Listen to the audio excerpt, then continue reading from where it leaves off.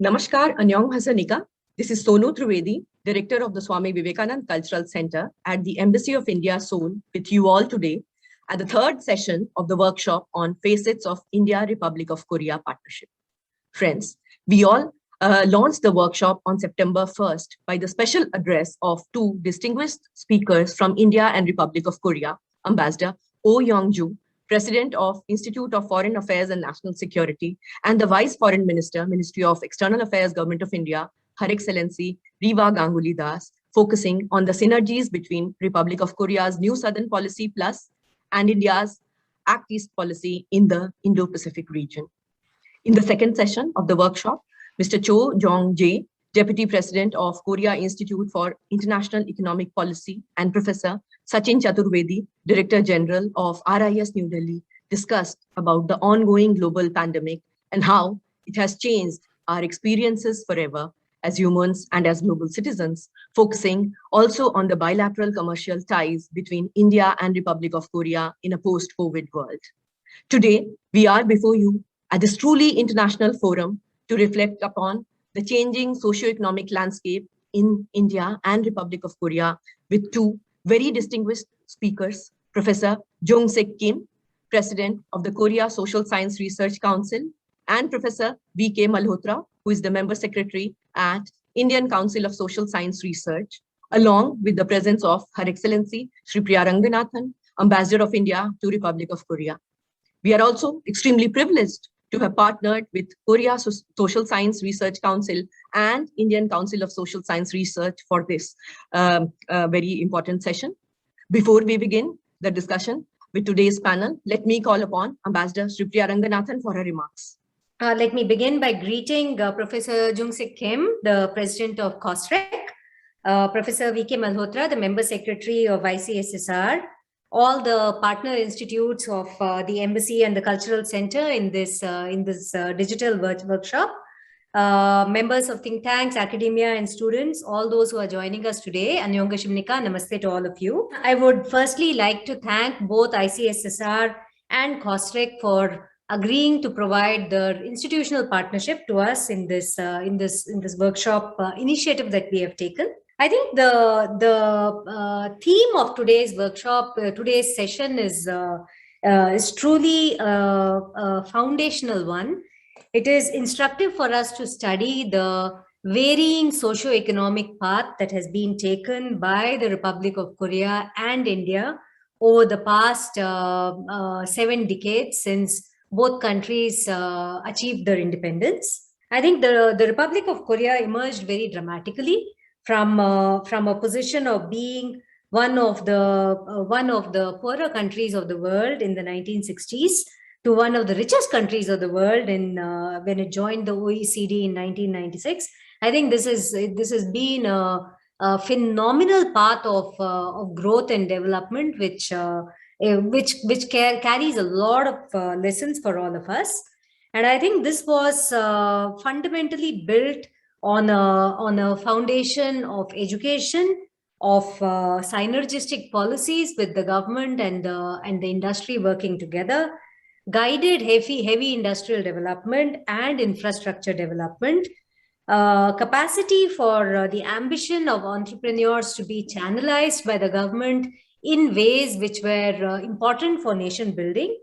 And as I said, fundamentally, the fact that education was really the linchpin of Korean society, and that allowed a huge pool of literate workers to be created who were available to the Korean economy at all stages for their advancement as they moved along this path. As far as the Indian model was concerned, soon after we achieved our independence from British colonial rule in 1947, we began the process of reconstructing our country, reconstructing our economy with a focus on long-term growth and people's empowerment and upliftment. I think this was really the abiding goal of Indian governments over time, that how do we bring this huge mass of Indian people who had been denied access to education, who had been denied access to resources, who had been unable to really take advantage of their own skills and their own capabilities, their own talent? How do we make it possible for them to come into their own in a way? And I think this was the model on which we structured ourselves, certainly for the first few decades after our independence, when we adopted a kind of a socialistic approach, with the idea being that the state has to invest in heavy industry, state has to invest in infrastructure development, state has to invest in education, so that the fruits of this development can be made available to the people of India. And over the years, we have seen the impact of these policies being felt. And I think we have come a very long way also in these 75 years since we achieved our independence. I would not go into those in any great detail. I'm sure that in the course of the discussions ahead, much of this will be reflected upon. But I would just like to make a brief reference to what has been achieved over the past 10 years or so significantly. And that is in harnessing the power of technology and harnessing the power of the digital economy to accelerate the pace of both social and economic change, making it possible for people all across the country to be connected, people all across the country to have access to digital payment solutions, people all across the country to have access to government benefits through digital means. These are not modest achievements by any measure. And I think this is something that certainly over the past 10 to 15 years, we have created a fantastic foundation which we have been able to leverage and really take to a completely different plane over the past 5 years or so. So I think this session, what I hope to be able to hear in the course of the next 1.5 hours is a sense from the experts on where are the learnings for India from the Korean experience, and where are the insights for Korea from the Indian experience? What are the overlaps in terms of the societal challenges that we both still face, and what are the areas where we can cooperate in the years to come? I thank you all, and I'm hugely looking forward to the conversation ahead. Dhanyawad, kamsamnida. Thank you, ma'am, for your initial remarks and giving a background about the socio and economic landscape in both the countries. Let us begin with the panelists. But before that, friends, when we talk about South Korea, I hope all would agree how much it is going through deep social and economic changes. From an agrarian economy, 1950s, to rapid industrialization and focus on cutting-edge technology in recent times, Republic of Korea has witnessed speedy recovery from a war-torn economy to stabilization and economic modernization, which has resulted in what became known as the miracle on Han River. It has transformed into an industrial powerhouse with a highly skilled labor force. In fact, we have also seen how the society has underwent an equally rapid transformation from the Korean War. The population has more than doubled between the end of war and the turn of 21st century. Simultaneously, modern education developed rapidly with a corresponding growth in communication media, especially newspaper and magazine publishing. An ambitious program was also undertaken to expand and modernize the country's transportation infrastructure. And I'm sure our panelists would highlight on these points. Korea's unprecedented rate of economic growth began in the early 1960s with the state policy, when the state policy shifted from import substitution towards a focus on exports. During the late 1960s and 70s, the focus again shifted from light industries to value-added, heavy and chemical industries. In 1970s, we have seen the new village Samuel movement, as it was popularly known as, was introduced to encourage and mobilize the rural population and modernize the agriculture. This campaign aimed at reforming the spirit of the people from being passive and disheartened to becoming active and hopeful. Rural people were empowered to help themselves in developing their villages and improve the living conditions of their respective communities. This movement was later expanded to assist the neighborhoods near industrial plants and in urban areas. Today, this model of Republic of Korea is being shared, and the experiences from this movement which are being shared with developing countries who wish to adopt the principles of Samuel movement in their developmental efforts. The most conspicuous social change in South Korea, however, was the emergence of a middle class. The land reforms carried out in early 1950s, together with the spread of modern education and the expansion of the economy, caused the disappearance of the once privileged young born class, and a new elite emerged from the ranks of the former commoners. Another significant social change was the decline in the extended family system, as the rural to urban migration broke the traditional family living arrangements and nuclear families emerged, having fewer children.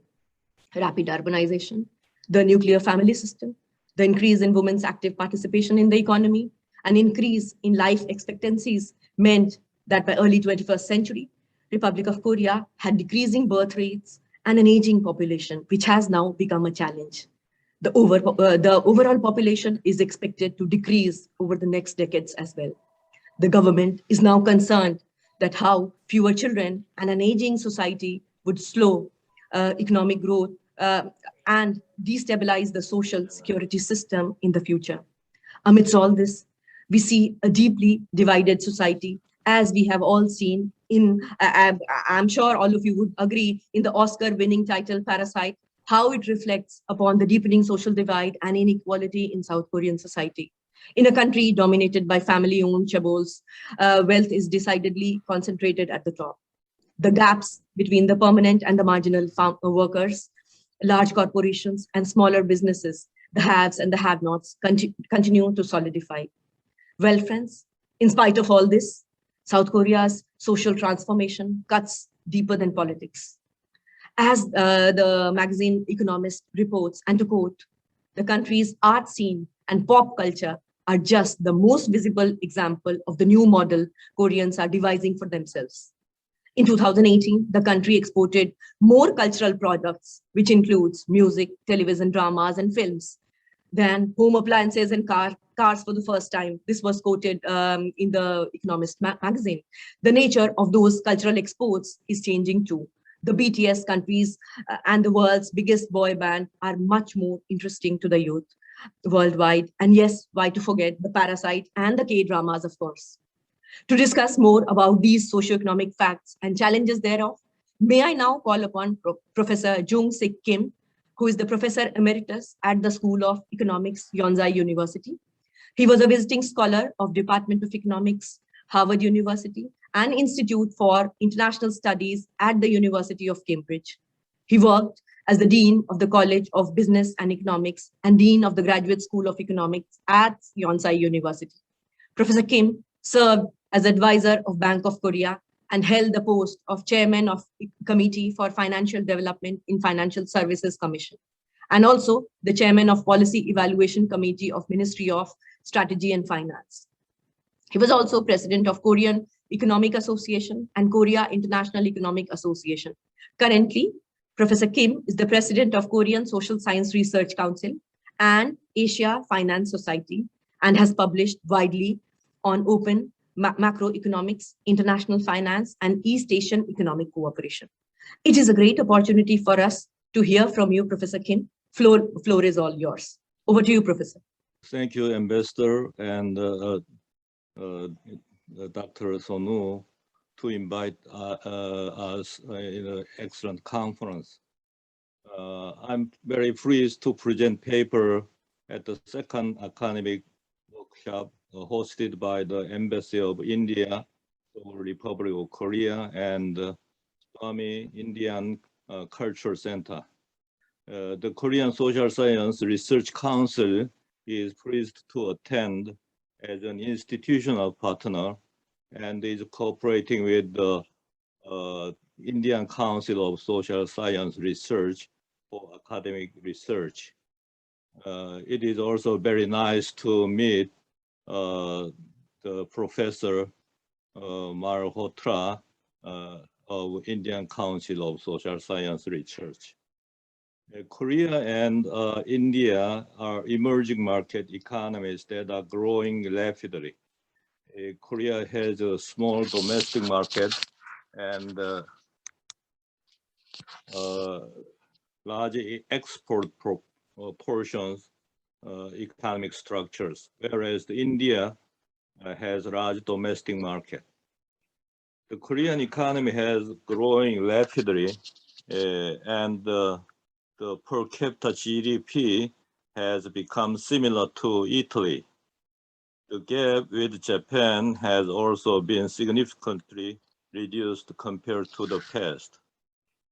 When you see this figure, the blue line is the per capita GDP of Korea, and this the next line is the Italy, and the top of the line is the Japan. So you can see the Korea per capita GDP is close to the Italy, and the gap with Japan is reduced recently. However, this is the economic growth rate of Korea. The Korean growth rate is decreased until recently. So that is the one of the characteristic of the Korean economy. However, recently the Korean economy has been experienced major socio-economic environmental changes and is entering a low growth phase. Especially the socio-economic conditions are changing greatly due to the COVID pandemic.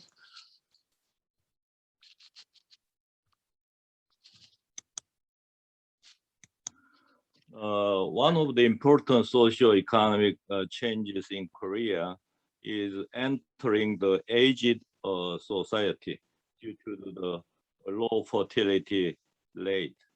Korean birth rate is the 0.84, the lowest among OECD countries. And the proportion of people aged 65 or older is for 14%. So when the statistics is above the 14%, the society we call the aged society. When that is the 7% aging society we call like that.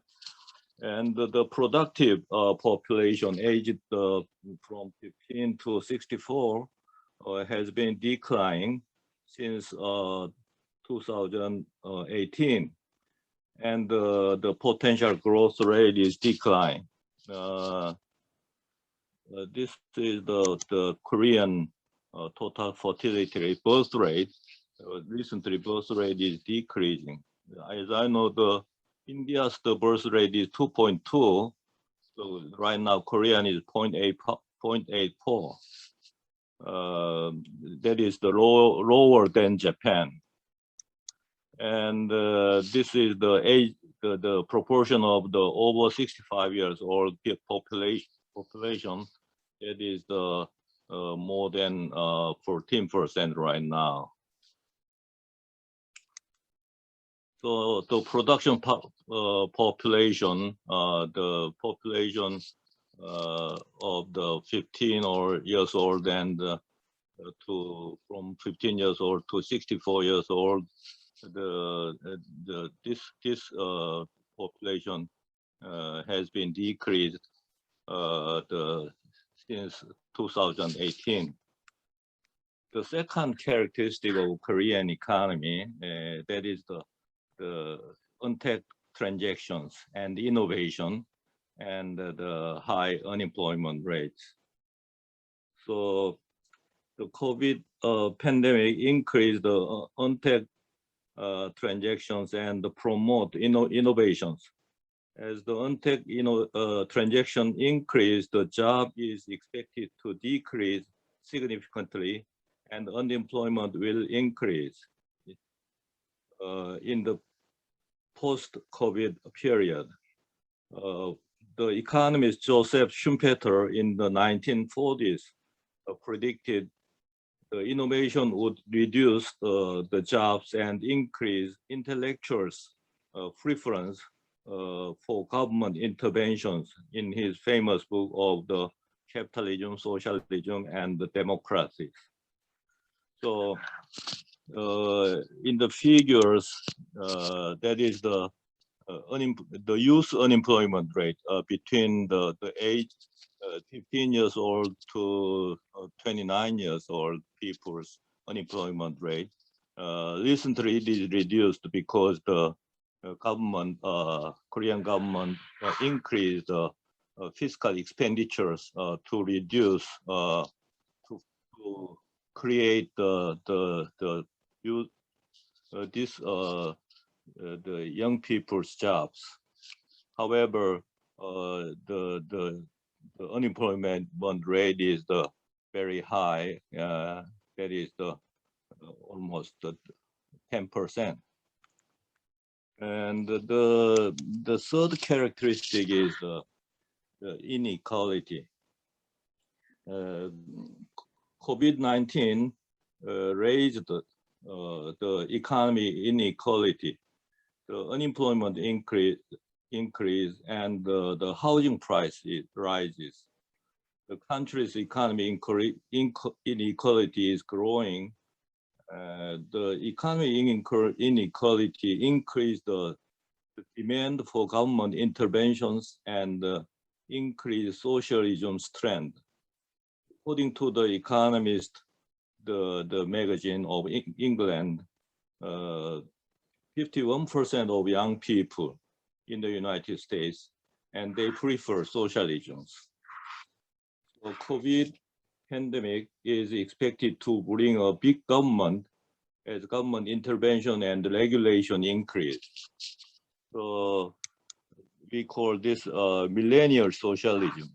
So that is in 2019, the Economist magazine, they report these kinds of statistics. So that is the Korea's the Gini coefficient. That is the inequality is reduced until recently, but the housing price increased very rapidly, and this is the housing price in Seoul until recently. That is the increase very rapidly because of the low interest rates, and the wealth inequality has been increased recently. The next the characteristic is the economic populism and the fiscal soundness.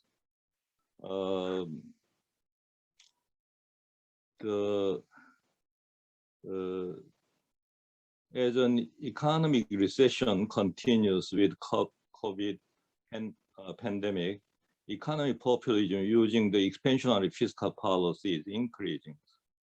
Economic populism worsen fiscal soundness and eventually increase the possibility of currency crisis due to the capital outflows. So Korean won is not the international currency. So when the fiscal soundness is deteriorate, in this case, there could be capital outflows. So this is the government debt to GDP proportions, and still that is the under 60%. So Korean fiscal, there is not a great problem in the fiscal soundness in Korea, but in the near future, when this proportion is over 60%, in this case, we should concern on these issues. The last the characteristic of Korean economy is the catch up and the new industrial policy. So the China's catch up and the new industrial policy are also among the major changes. China catch-up weakened Korean industrial competitiveness. With the catch-up of Korea, Japan experienced 20 years recessions as its industrial competitiveness weakened.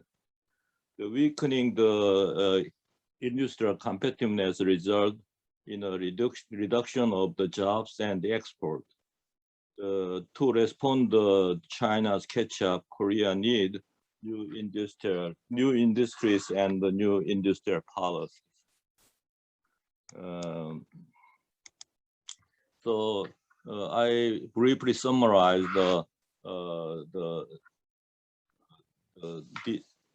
these kinds of the socio-economic changes. However, these kinds of changes I experienced not only in Korea, but also in India and other worlds. The international cooperation is needed to overcome these kinds of changes. India is an important partner in Korea's trade and investment. India has a very large domestic market and excellent human resources. India also has the competitiveness in the pharmaceutical and IT sectors, including vaccine, and play an important role in economic cooperation with Korea. We expect the bilateral economic cooperation between India and Korea will help the socio-economic development of both countries. Thank you very much. So this is the Korea's trade with India.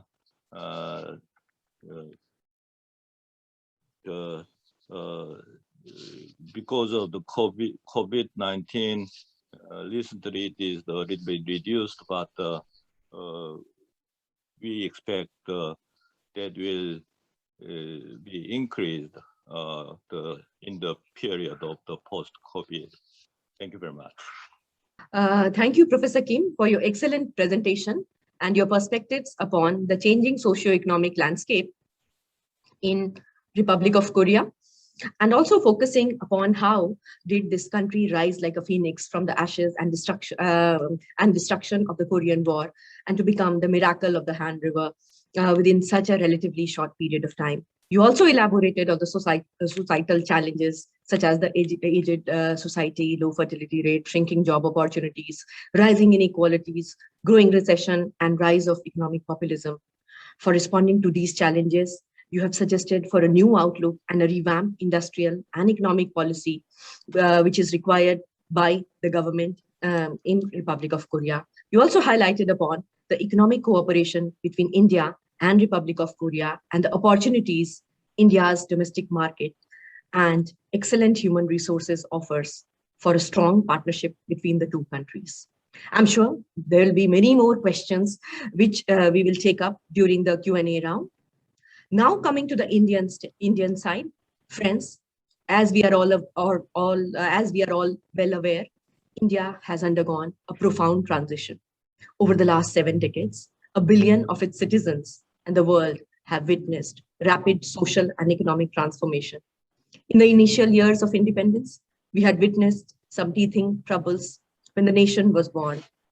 It has grown step by step and stands today as a tall, matured democracy, consolidating itself on the ideals laid down by the founding fathers of Indian Constitution. Despite partition on the basis of religion, the country resolved to be a secular state and promulgated its constitution in 1950, accepting equal rights for all citizens, irrespective of their caste, creed, or race. It was undoubtedly a great step forward, but it was not easy to translate the constitutional ideals into practice in a society as complex as that of India. Nonetheless, India was successful in its democratic experiment based on the ethos of accommodation and cultural syncretism, as compared to most of our neighboring states in South Asia, which has seen the pendulum swinging from democracy to authoritarianism at different points of time in the political history of each nation. the post-colonial developments and development strategies adopted for nation and state building by the subsequent governments in India have been largely successful in addressing the needs of the rising aspirations of the people in independent India. The principles of social and economic democracy, good governance, and global peace marks the foundation of India's democratic experiment in the past 7 decades since independence. The societal changes, including caste, class mobility, loosening of the rigid caste hierarchies, economic transformation, such as industrialization and urbanization, focus on liberalization and emerging market trends in post-1990s and reform era, and other social economic changes reflects upon the new India, the message we need to deliver to the millennial generation and the world today.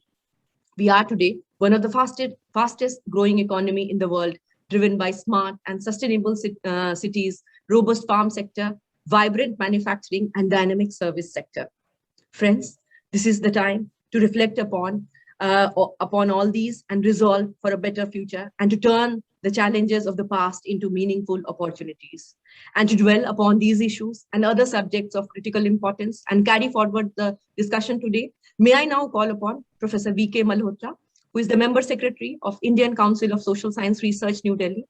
Professor Malhotra is also a professor of economics and has served at CCS University, Meerut as professor, as well as head Department of Economics. He was also coordinator admissions, examinations and evaluation, and as part of the team of Dean of Students' Welfare. His research interests include governance and economic development, corporate governance and performance of various industries, intellectual property rights and India's concerns, foreign trade and investment, etc. He has a number of papers in reputed national and international journals in areas of his interest. He has, to his credit, a book entitled Economics of Education, which is prescribed by many universities. He's on the board of Indian Council of World Affairs and a visitor's nominee to the court of Jawaharlal Nehru University, New Delhi. He's also a member of the board of many renowned social sciences research institutes of the country, and is also a part of the executive of many international research bodies and associations. Sir, it's a personal pleasure and delight to welcome you here once again, and let us hear to your perspective on changing socio-economic landscape of India over the years. Thank you, Dr. Sonu Trivedi. I'm happy to join Embassy of India during this 10-day second online academic workshop, which started on September 1, 2021, under the overarching theme, Facets of the India-Republic of Korea Partnership. Of course, today's theme for deliberations is changing socio-economic landscape of India. And so I'll be concentrating on that. My thanks go to Her Excellency Sri Priya Ranganathan also, who has taken this lead and has definitely helped Indian Council Center, named as Swami Vivekananda Cultural Center, where Dr. Sonu Trivedi has definitely joined the efforts of our embassy there. And they have made possible a new MOU between Indian Council of Social Science Research and the Korean Social Science Research Council, which was signed on March 10, 2020, when the pandemic had just begun in the world, and India too was witnessing, let's say in a small amount, the spread of the pandemic. I do appreciate the erudite scholar, Professor Jung-Sik Kim, President, Korean Social Science Research Council, who just discussed how Korea is right now positioned, how it has performed, what are the challenges that Korea is right now faced with. A number of things that he has tried to highlight include aged society, birth rate, the amount of productive population, shrinking employment, economic inequality, housing prices, economic populism, and fiscal soundness. I think that can be of some interest to India also, because both of us constitute democracies, and democracies at different stages of their lives, they are definitely to some extent driven by populism also. So our MOU, which undertakes collaborative activities that include exchange of scholars, joint seminars, workshops, conferences, research projects, creation of networks, publication, and exchange of literature and data. I'm very sure that with this partnership, we would definitely be learning from each other. There are a number of Korean agencies who are institutional partners in this workshop. IFANS, KIEP, KISD, PCFIR, INSS, and UNIDO ITPO from Korean side, and from the India side, RIS, Indian Council of Social Science Research, NITI Aayog, IAMAI, and USI. I'm very happy to see the kind of themes that have been selected for lectures and deliberations include synergies between the Republic of Korea's NSP Plus and India's AEP, overcoming the COVID-19 pandemic, a business perspective, changing socio-economic landscape in India and Republic of Korea, renewable energy, artificial intelligence, cooperation in the era of unicorns and decacons, experiences in UNPKO, and plausible areas of convergence between India and ROK, shared cybersecurity challenges, and women in diplomacy perspectives from India and ROK. We all know that there is a significant Korean consciousness that relates to the legendary marriage of the Korean king Suro with Suri Ratna, the princess from Ayodhya, the sacred birthplace of Lord Rama. The two countries, India and Republic of Korea, also share deep historical, social, and cultural bonds. The Buddhist monk from then Korea, Haeko, visited India during his voyages and pilgrimages in the year 723 AD, reaching the country in 724, and he stayed here for a few years before proceeding to China in 729. We all know our Prime Minister Narendra Modi's initiative of Act East policy and that of Korea's President Moon Jae-in's initiative of New Southern Policy. It is further definitely bringing these two countries together, and it has led to convergence of our interest and energies between the two nations. We all know that it was only in 1962 that the two countries established their consular relations, and then it was upgraded to ambassador level relationship in 1973. And today our relationship is of the nature of a special strategic partnership where we have 2+2 consultation mechanism. There are a number of Indian institutions which are giving their degrees in Korean language also, which include Jawaharlal Nehru University, Delhi University, Madras University, Manipur University, Madras Christian Colleges, and they do provide diploma and certificate courses in Korean language. And I know there are a number of institutions in Korea also, which are into Indian studies or India issue studies. The initiative of Prime Minister Modi, Swachh Bharat in 2014, definitely bears a lot of similarity with Samol Undang, which is New Village Movement.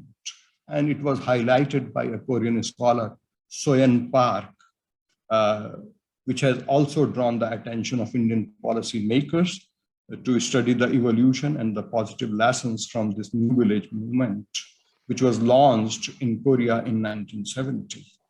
I'm sure with such kind of country-to-country engagement, cooperation with the like-minded countries in Asia to build capacities, cooperation in fighting global issues and challenges, which include climate change, freedom of navigation, internet governance, and outer space, economic order, which includes sustainable development goals, trade agreements, and connectivity, and also the line of credit, and the creation of security order is bound to bring these two countries on a very deepened partnership, and we are definitely looking forward to gain from that. It would be very timely, I think, to discuss over a minute or two that how Korea has dealt with the pandemic 19, because it is very much an economic or a socio-economic issue. And India has been appreciating the Korean tackling or managing the problem of COVID-19. Just to put on record that India also started importing initially our kits from Korea itself, and a number of things have also been imported from Korea. And our response to vaccination and the pandemic is said to be, again, a well-managed response thus far. As far as vaccination is concerned, India has done 684.6 million doses thus far. The death rate in India has been 316 per million population, while that in the United States has been against 316 per million in India. It has been 1,999 in United States, 1,950 in UK, 1,756 in France, and 2,723 in Brazil. I mean, these are little comparisons. Brazil definitely constitutes one of the emerging economies and can be compared with India in this connection. We do, and if we look at our death rate per million of infected cases also, then proportionately it is far lesser than the economies I have just taken names of. Coming straight away to major socio-economic changes in India, I know that the given time has got its own limit, and I would like to very quickly discuss the important changes that have taken place in India over last few years in particular, and over 75 years in post-independence period in general.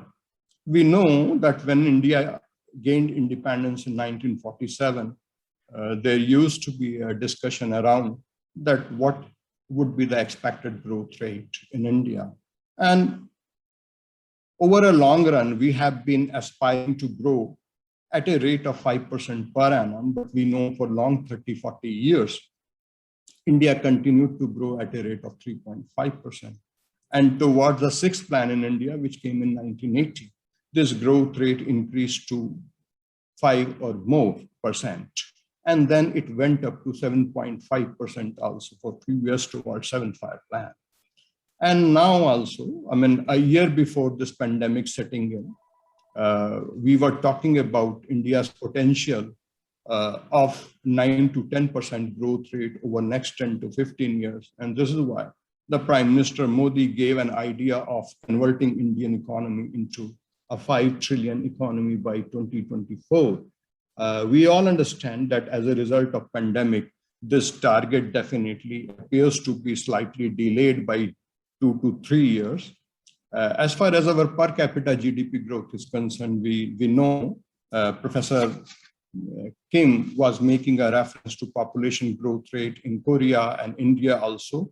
We know that when we were growing, our growth rate was around 3.5%. And the net population growth rate in India happened to be 2.5%. Our per capita GDP was growing somewhere in the range of 1.2 to 1.5% over 40 years. But now we know that our net population growth rate has come down to 1.6%, whereas the GDP growth rate is, in the normal circumstances, is around 6 to 7%. And that is why per capita GDP in the long run is expected to grow at a rate of 5 to 5.5% in coming next 10 to 15 years. We know that if we talk about last 30 to 35 years, the years of liberalization, starting from 1991, India has definitely constituted one of the major economies of the world in terms of growth rate. And we know that in terms of nominal GDP, we have become 6th largest economy of the world. And in terms of purchasing power parity GDP, India has become the 3rd largest economy of the world. No doubt about this fact that India continues to aspire for much higher growth rate. And we are looking forward to, as I said, somewhere around 8 to 9% growth rate over next 10 to 15 years, because there is an understanding that there are immense untapped potentials in the economy, and the youth power or the demographic dynamics of the country tells us that India, which accounts for 17% of the world population, nearly 50% of its population is less than 25-year-old, and 65% of its population is less than 40 years old. So this definitely gives reasons to be aspirational and bank upon our youthfulness and the reservoir of talented people. I'm thankful to Professor Kim, who also made a mention about India's human resources and their quality, which is said to be today in IT world, it is said to be the second largest of the United States in the world. And the recent emphasis on skills has definitely given India a further boost. And I'm sure over next 10, 15 years, India can definitely look forward to better skilling its people, especially the young population, who are exposed to the latest in the world and may also provide lead, not only within the country, but maybe wherever they are serving all across the world. Our experience as a democracy, despite the country being of a very vast size, has been again a very big reality. The major fact to be brought to the notice is that the transitions in India's democracy, the political shifts in power, they have been very smooth ever since independence. And it also establishes that plurality of our culture has been well accommodated and well absorbed by the population of the country.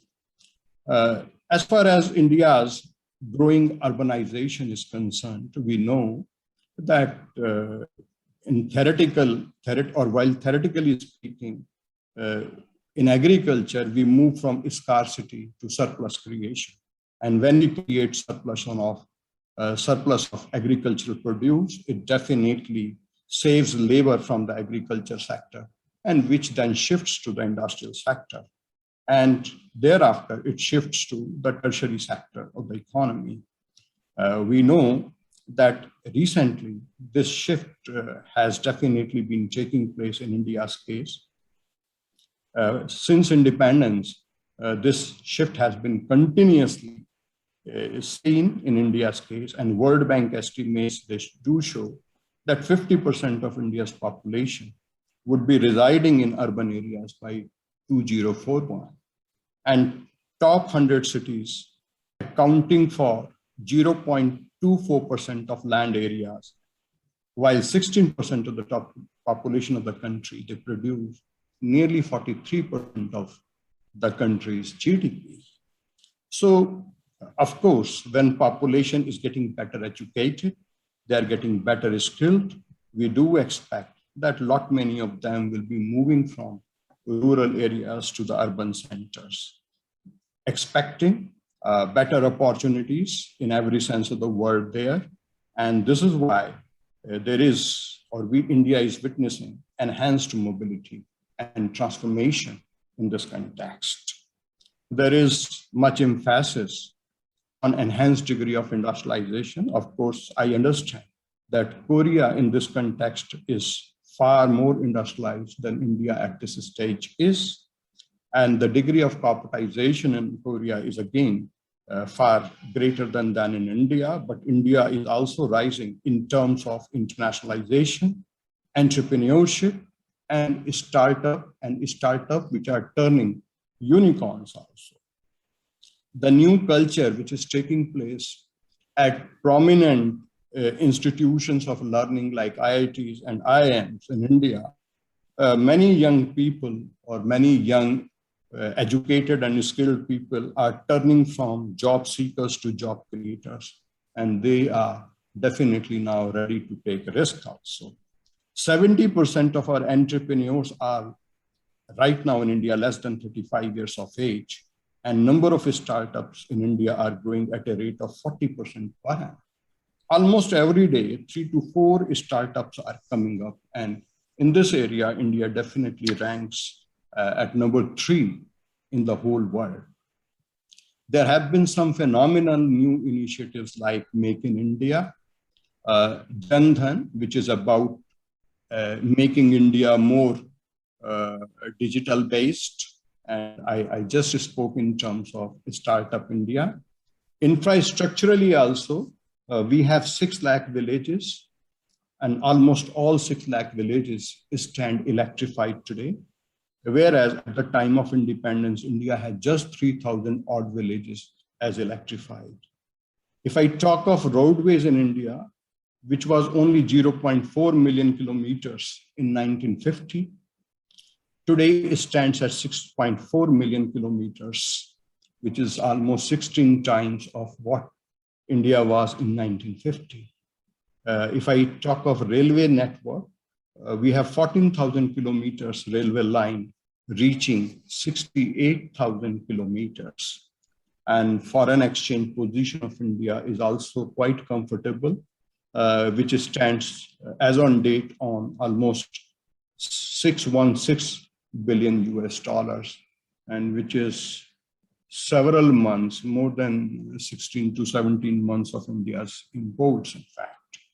So new initiative, Make in India, Jan Dhan, which is about greater financial inclusion of the population, and another important initiative called Ujjwala, which was giving LPG gas cylinders to the rural women and women in remote urban areas also.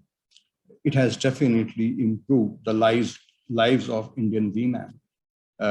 If I talk of digital India, we have seen that how during COVID-19 itself, India continued after initial 3 to 4 months, India virtually came back to the economic track, and where in the beginning we were expecting a GDP loss of 25 to 33%, finally the GDP shrinkage amounted to 7 to 75% only. It was made possible because larger part of the country has moved towards digital transactions, digital learning also, and total mobile connections in the country today stand at 1,173 million, of which wireless are 1,153 million. Urban tele-density in India is 134%, whereas rural tele-density is around 60% as of now. So in terms of internet users also, India ranks 3rd in the world.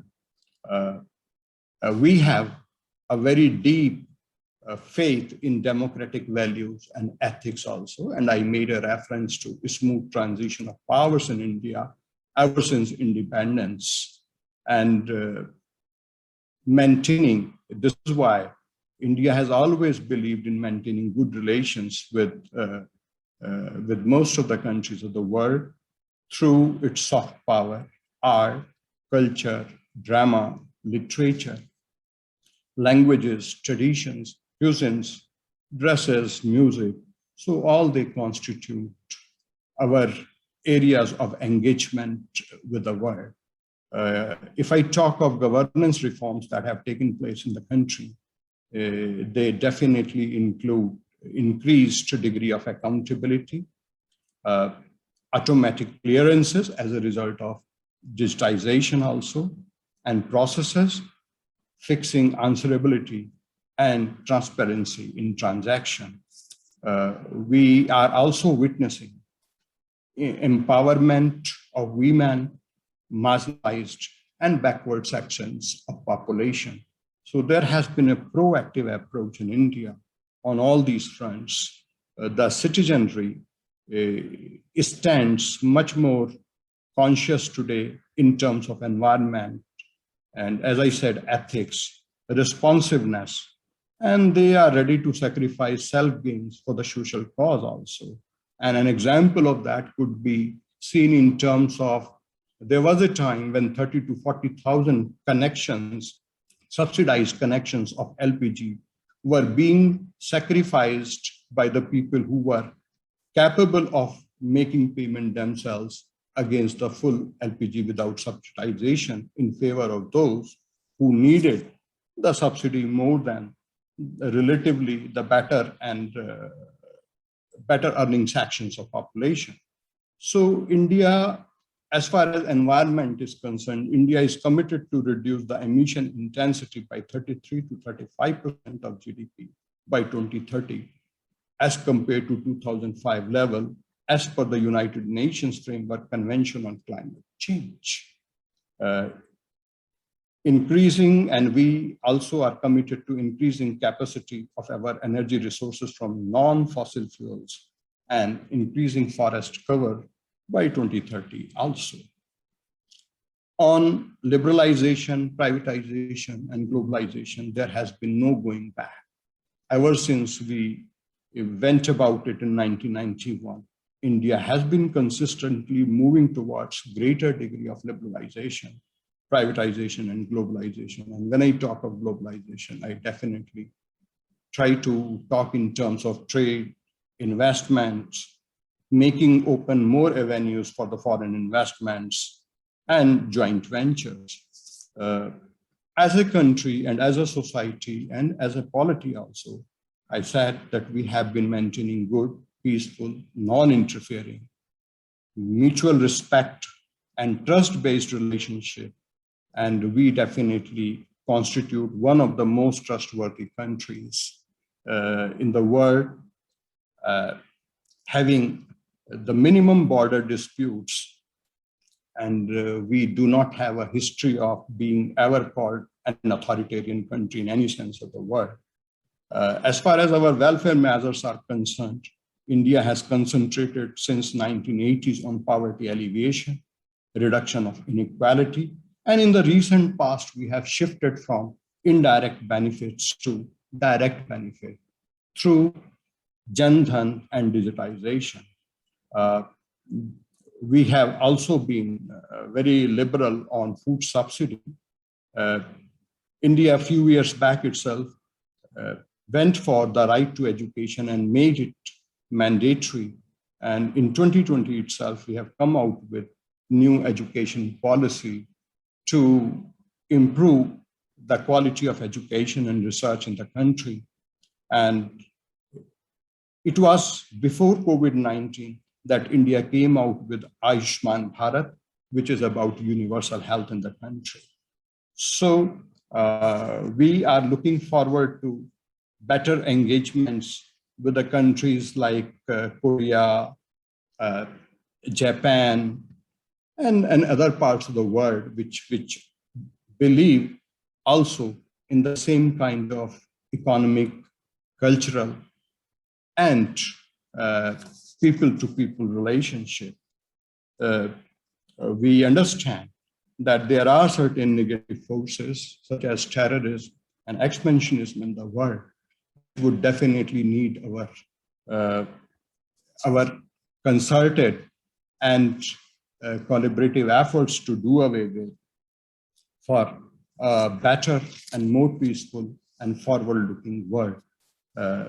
I think this time has been too little to talk about all the major changes, but I have tried to highlight some of the major changes that have taken place in India.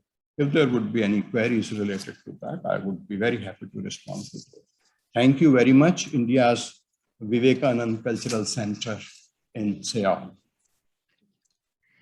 Thank you, Professor Malhotra, for your excellent perspective on the socio-economic transformation taking place in India. You have very aptly summarized the socio-political and economic landscape of the country in just a couple of minutes, and you have focused on almost all aspects of our social and economic as well as political infrastructure, the landscape of the country.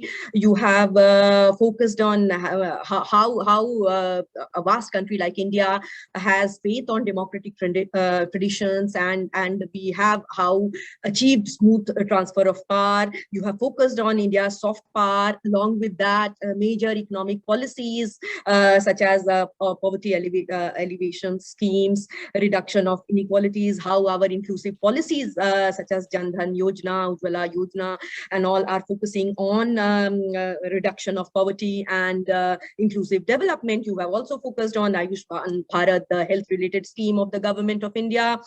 Along with that, the Make in India and Digital India campaign of the government.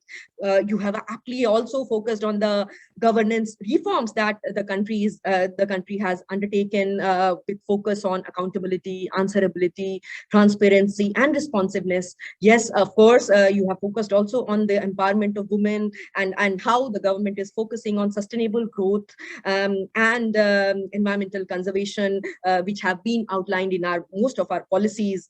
Along with that, as a global power, India is a peace-loving country, and yes, it is a trustworthy country with a focus on non-intervention and mutual non-interference in the internal affairs of the neighboring powers. So these were some of the issues that you have aptly highlighted. Thank you, Professor Malhotra, and also Professor Kim, for your excellent perspective. And let me congratulate both the institutions, KOSSREC and ICSSR, for the MOU that you have entered upon. And I'm sure in future we will see many more collaborations and many more exchange programs between the two institutions. And we will be happy to collaborate and facilitate any of these collaborations or exchange programs that both the institution intends to seek in the future. With this, now I open the floor for discussion. But before I take up some of the questions from the chat box, let me raise some of the personal questions that I have in my mind. First to Professor Kim. Well, Professor Kim, as you have very aptly highlighted the socio-economic changes taking place in Republic of Korea, would you like to also elaborate on what insights and policy lessons can be drawn from the Korean experience for countries facing development challenges in the early 21st century? Professor Kim, your perspective on this? 네, 제가 한국어로 말씀드리면은 통역을 좀 해주시기 바랍니다.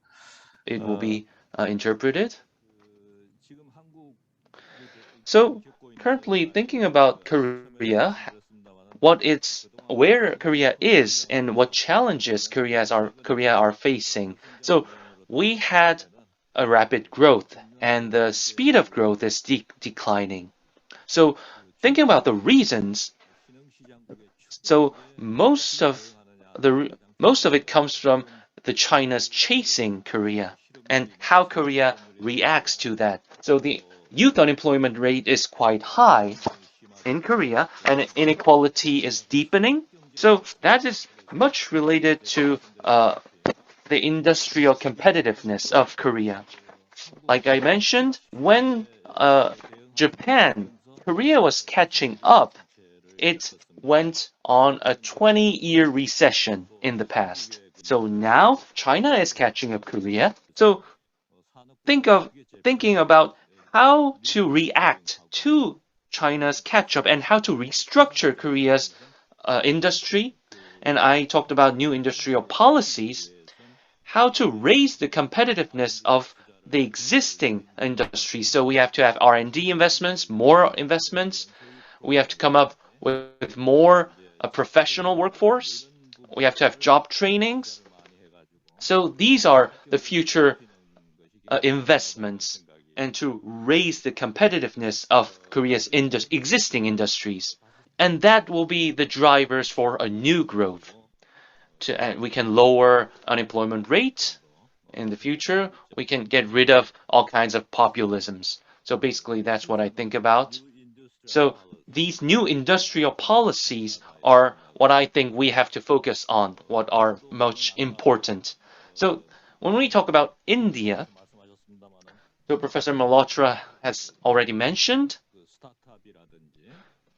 India is focusing on startups and new educational policies. So India is doing quite well in these areas. So that's what I think. Thank you, Professor Kim, for your perspective. Let me now move over to Professor Malhotra. Professor Malhotra, as we are talking about making India as a Vishwa Guru and the hub of innovation and knowledge, as our Prime Minister has also focused this several times. Presently, we are also celebrating Shiksha Parv 2021, which is on the occasion of the Teachers' Day in India. So this is certainly encouraging the innovative and inclusive practices and its sustainability in schools across the country. So, Professor, how do you think this is going to be a reality in a post-COVID world, given the social and economic challenges the country is undergoing today? See, Dr. Trivedi, there are few things. So you said that the reality of COVID situation right now in India and all over the world, so how we are going to face that.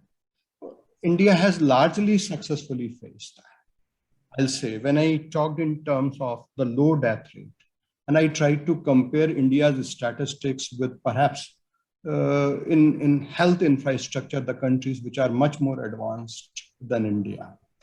For example, United States, UK, France, right, Italy, all these countries, when we look at their statistics and how India has performed with very limited resources, I think it's a story which needs to be further looked into and documented also, that how has been our response, how our governance has definitely succeeded in responding to that with limited resources. That's one thing.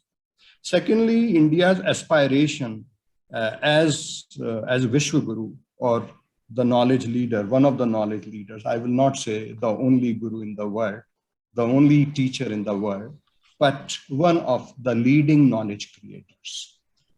Well, we know, and the document NEP 2020 understands it's a document which has definitely been arrived at after work of 3 to 4 years. And the best possible, let's say, academicians of the country, they were involved in the process. And lakhs of people have contributed, and they were involved in terms of discussion, responses to the new policy measures. What I learned from all those things is that one, as Dr. Kim very rightly said, that India has a very talented pool of human resources, which is second to none in the world. That's one thing. The only thing is that we need to productively engage this talented pool of human resources. And if I look at the India's contribution in science and technology researches in the world, you can notice from Scopus statistics or Web of Sciences that India ranges somewhere between 3rd and 5th rank in the world in terms of total contribution. In social science domain also, our ranking has improved from 12th to 8th in last 5 years. And our growth rate in terms of contribution towards international publication is also increasing. What we further need to improve is that, one, we definitely need to have publications in still more impactful journals, which would definitely give better citations to India's creation of new knowledge. That's one thing. And secondly, we need to collaborate with the international institutions to a far greater level, in fact. And our universities and college level collaborations, they have to be further intensified. If that happens, maybe within 5 to 10 years, India can grow as a major knowledge hub in the world. That's one thing. And I'm sure that some of India's institutions would definitely be figuring in top 100 institutions of the world. So I think our policy makers are conscious of the reality, and they are conscious of what do we have with us and how we can improve from what do we have to where we have to reach. So that clarity is there. So I think India is growing in terms of being a more dynamic country in bringing about changes. Changes in India have been slightly slow paced, but this pace is definitely getting accelerated now. Thank you, Professor Malhotra. Certainly, we all agree that India has made major changes, though the growth has been slow. But yes, we have been able to keep pace with economic growth as well as social justice. With this, may I raise another question to Professor Kim? This is related to the issue of future presidency in Korea, as we see the elections are due next year. So, given the deep socio-economic challenges in the Korean society today, Professor Kim, how do you think it will affect the new leadership and future of presidency in 2022? 지금 그거는 이제 어느 정부가 들어서든지 간에. So let me say that no matter which government comes in next, so the most important thing is creating more jobs. It's most important in Korea, in India, and most important in the world. I mentioned Professor Schumpeter. Innovation makes less jobs available because innovation makes the economy grow, but makes less jobs. So thinking about the current COVID pandemic, so the service jobs has been decreased much. For example, in banking, marketing, in these fields, there will be less jobs in the future because most of it will be replaced by AI and new IT technologies. So all these jobs will be replaced by AI. So then we have to think how to create new jobs. That would be the most important challenge to our next government, Korea's next government. So until now, the manufacturing has been transferred to service industry. So we created new jobs in service industry. But under this COVID pandemic right now, even jobs in the service area is decreasing. The number is decreasing. That's our current situation. So that's why the US and other countries are revamping manufacturing. So this is their new policy right now. So this is one of the most important challenges for Korea's next government. And secondly, I also mentioned this, economic inequality should be also handled. Professor Raghuram Raja in Chicago University talked about saving capitalism. And he wrote a book about it, about saving capitalism. So for that, we have to get over the economic inequality. So this is what he mentioned in his book. And for that, we have to come up with many solutions. One of that is how to handle institution, is how to make a good institution, how to keep it away from other institutions, and how to make it fair, how to lower the economic inequality with the institution. So Korea's next government will have to think about that. So we're currently under the COVID-19 situation. The number of jobs are decreasing and the economic inequality, the gap is widening and the house prices are rising. So how to deal with these challenges? How to come up with a good market? How to secure the current situation? So that is, I think, our next challenge. Thank you, Professor Kim. I'm sure all would agree with your responses. Yes, creating new jobs and also reducing the economic inequality that we have. These are some of the major challenges facing the future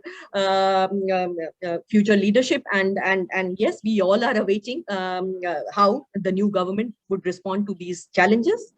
Thank you, Professor Kim, for your response. Now, Professor Malhotra, I have another question to you. Again, this is related to the future threats that lie before us in India.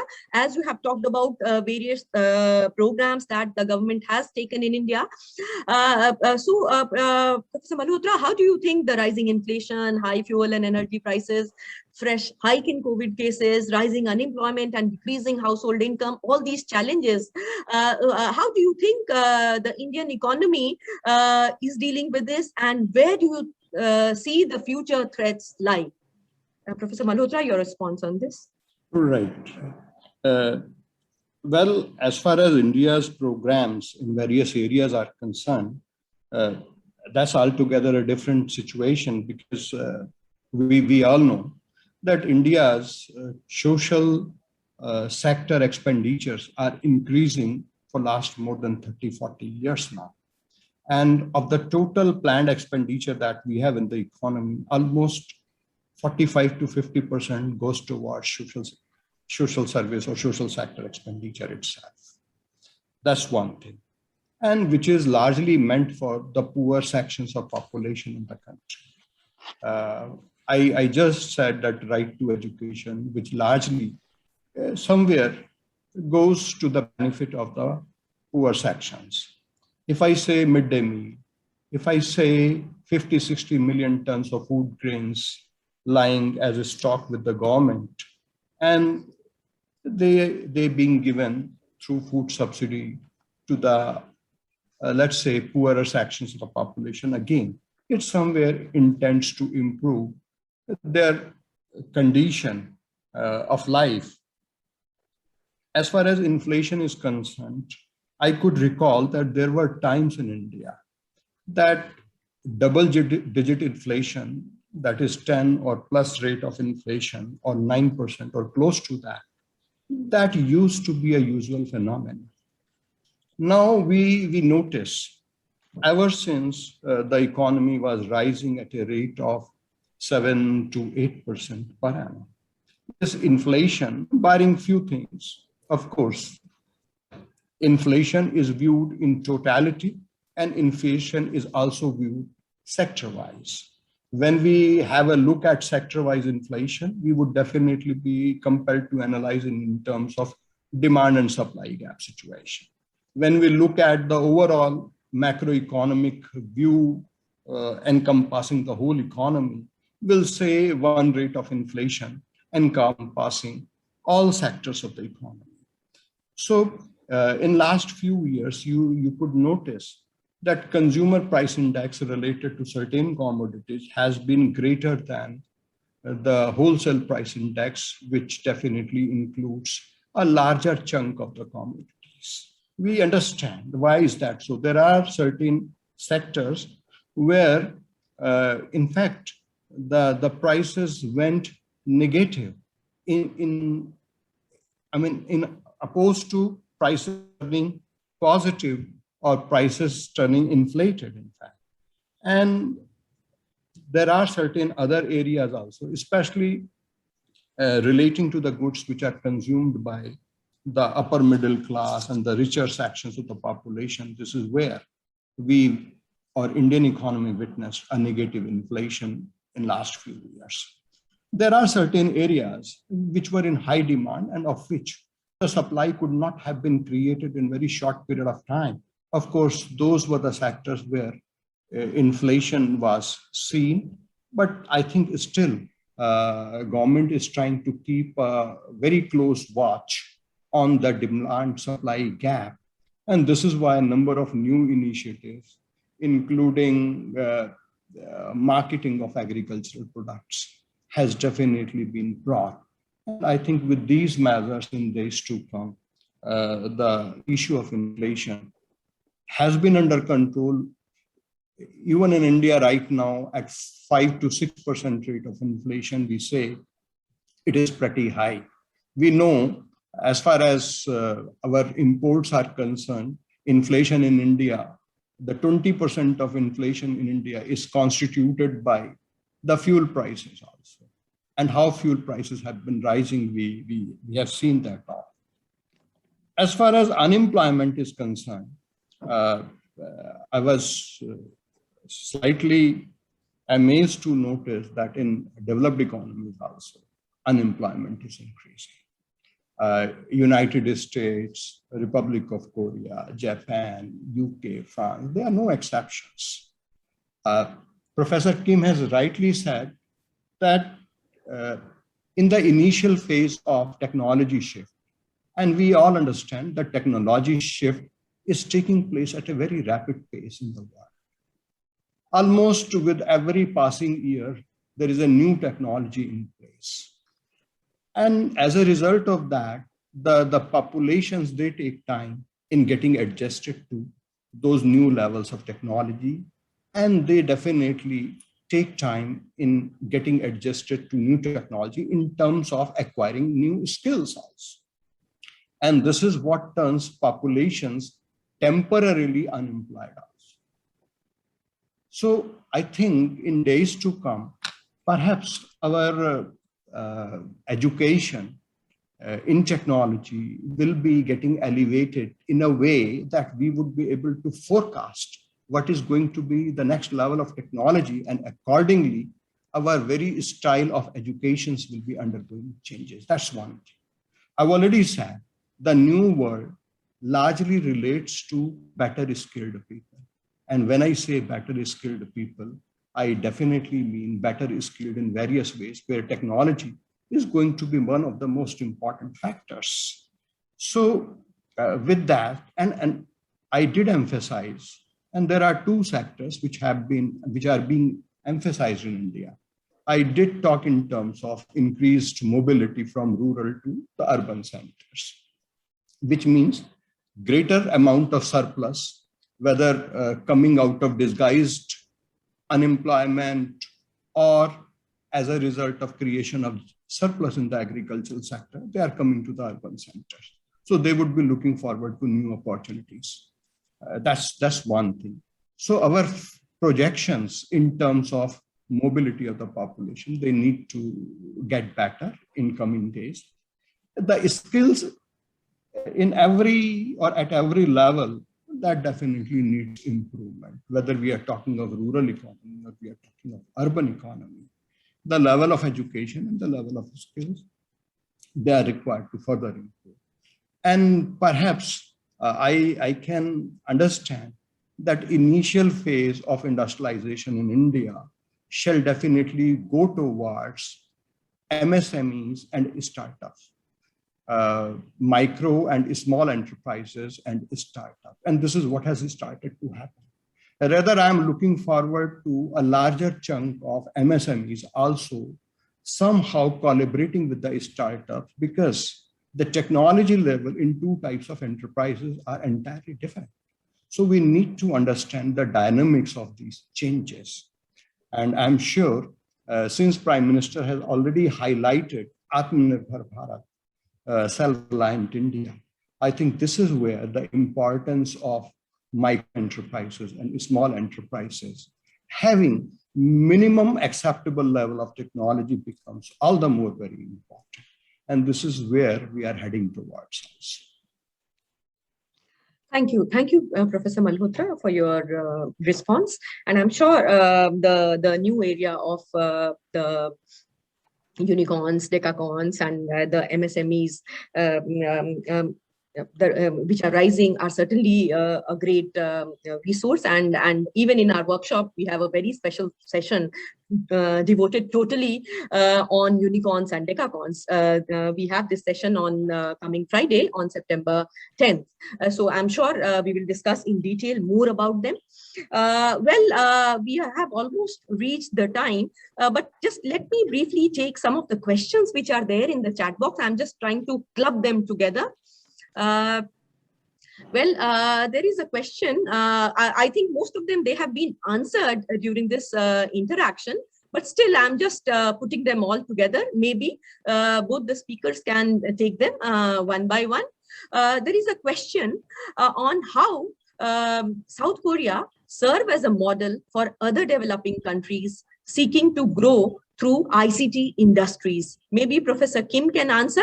Related to this, there is another question on cultural upgradation of Korea's Hallyu effect and how the new Hallyu stars are focusing on being single, and is it having any relation with low fertility rate in Korea? Maybe Professor Kim, you can answer to these two questions together.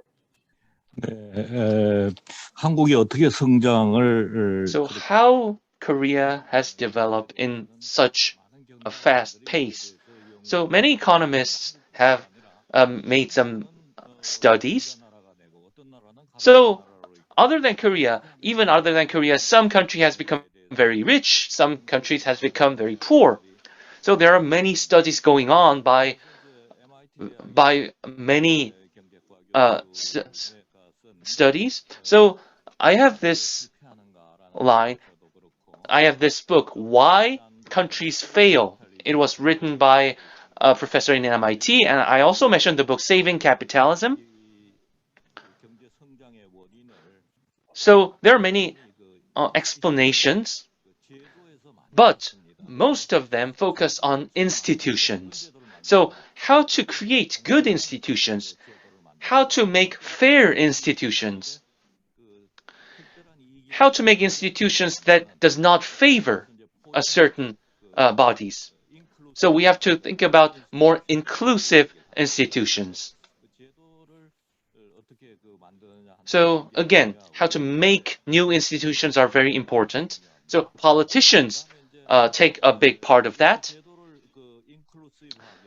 And when we come up with an inclusive institution, then social inequality goes down. So Korea in 1950, we had a land reform, and we eliminated most of this social inequality. And there was a Korean people's will to socialize, to economize. That was the biggest driving force of how Korea has grown so rapidly. So I believe that is a lesson that we can give to other developing countries. And the next question about fertility. So there could be many explanations for low fertility, but the most important thing that we focus is economic issues. So for example, the price of housing is too high and the unemployment rate is too high. So that makes the fertility rate go low.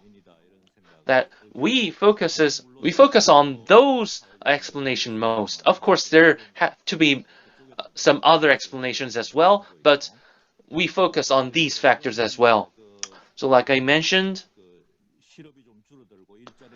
so to lower the unemployment rate, to create more jobs, to go out of low deployment, then the low fertility rate issue will be solved then. For example, in Japan, so they created more jobs and the low fertility rate, their fertility rate raised. So when comparing Korea to Japan, Japan has a larger internal market, so that's a difference. But other than that, we go roughly the same way. So Japan succeeded to solve the low fertility rate problem, focusing in their internal market.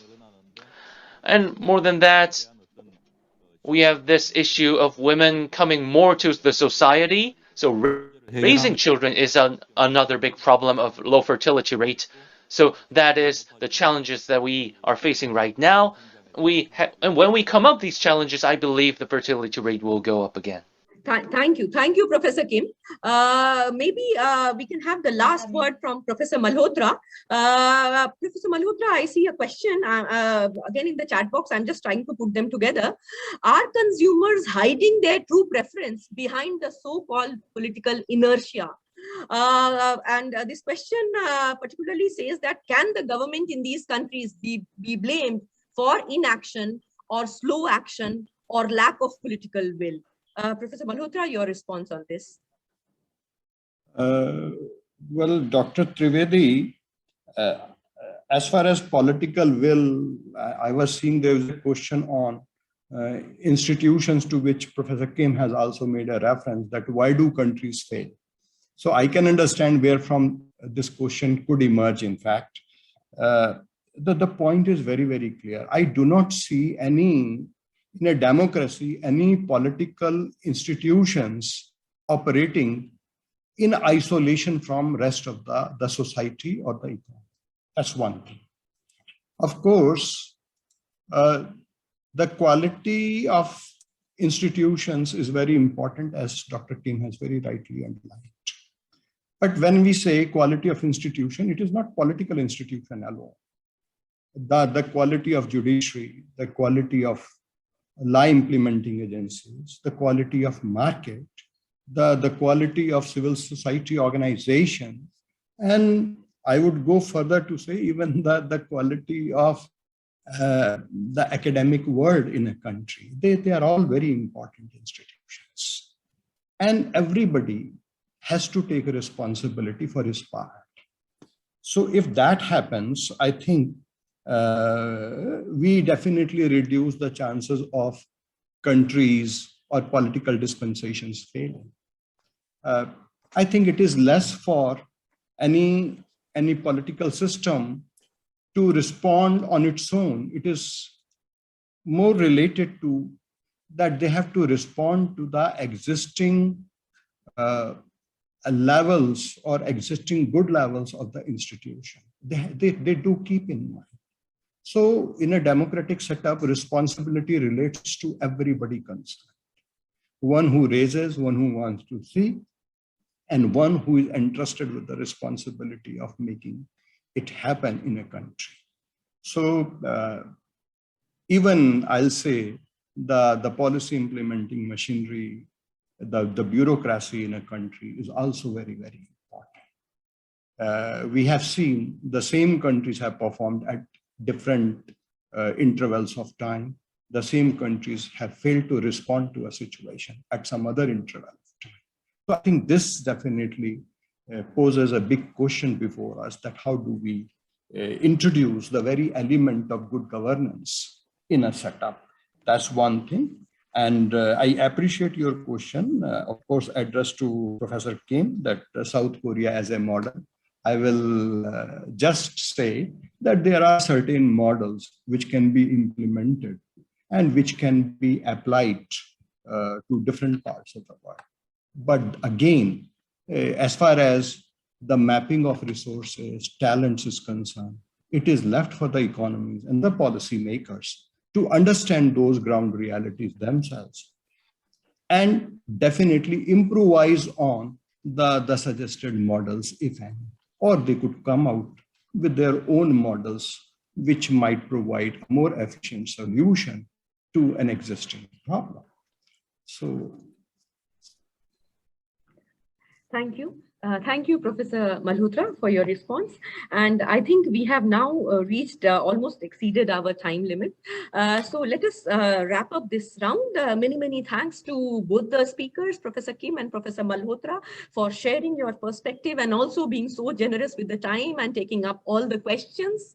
And I'm sure all the participants must have learned a lot. And I'm sure their questions have been answered too. Many thanks again to both the institutions, KOSSREC and ICSSR, for their institutional partnership. Again, I would like to request all the participants to join us tomorrow for our next session, which is focused on renewable energy powering our future. And in this session, we have very eminent speakers from India and Republic of Korea joining us again live tomorrow for a panel discussion on this very important theme, which will be moderated by Dr. Ashwani Kumar, who is the former Managing Director of Solar Energy Corporation of India and also technical advisor to Shakti Sustainable Energy Foundation. And amongst the speakers from Korean side, we have Mr. Kim Jun-dong, who is the former Deputy Minister for Energy Policy, Ministry of Trade and Industry in Republic of Korea. Also from Korean side, we have another speaker, Professor Jin, who is professor from Jecheon University and who was also former president of Korean Society of New and Renewable Energy. The third speaker from Korean side is Ms. Ji-Eun Kim, who is the Assistant Director of International Affairs and Cooperation Division at Samungam Development and Investment Agency. From the Indian side, we have two very eminent speakers, Mr. Upendra Tripathi, who is the former Secretary of Ministry of New and Renewable Energy, Government of India, and also Director General of International Solar Alliance. And the second speaker from Indian side is Mr. Gyanesh Chaudhary, who is the Managing Director and CEO of Vikram Solar. So I would like to request all of you to join us live again tomorrow for this very important session. And once again, thank you to Professor Malhotra and Professor Kim for joining us live today and sharing your very interesting perspective on the socio-economic landscape of India and Republic of Korea, and also talking about where the future lies. Many thanks once again. With this, we end this session. And to all our participants, please stay tuned to our social media handles for more updates and hope to see you all tomorrow once again. Thank you. Thank you all.